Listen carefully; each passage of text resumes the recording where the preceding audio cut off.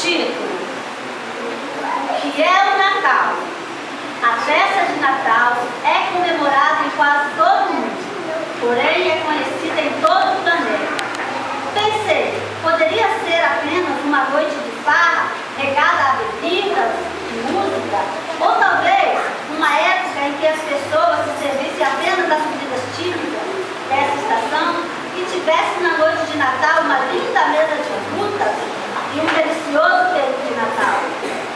Olhando assim, o Natal não parece tão grande e nem mesmo importante. Então, considerei os efeitos do Natal sobre a economia. Pareceu-me óbvio as dimensões do Natal, pois o Natal é a produção que envolve muita gente, mobiliza vários setores que geram empregos, rendas e impostos, aquecendo assim a economia. Porém, neste caso, o Natal não passa de apenas estatísticas e números sem vida.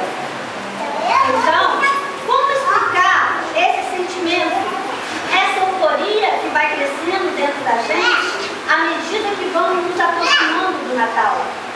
Foi então que uma luz brilhou e uma lâmpada se acendeu, pois o Natal é exatamente isso, vida, pois se comemora o nascimento da vida, da esperança em nossos corações, e é algo presente e que nesta época se torna mais contagiante.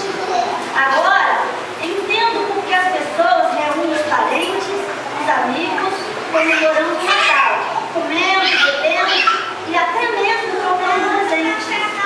As pessoas ficam eufóricas e se expressam de diversas maneiras, muitas sem entender que isso é a ação do Espírito de Deus em nosso coração. E é exatamente o poder de Deus que torna essa época tão mágica e especial. Professor, não tem 100 páginas, mas é isso que eu entendi sobre o Natal. Nem mesmo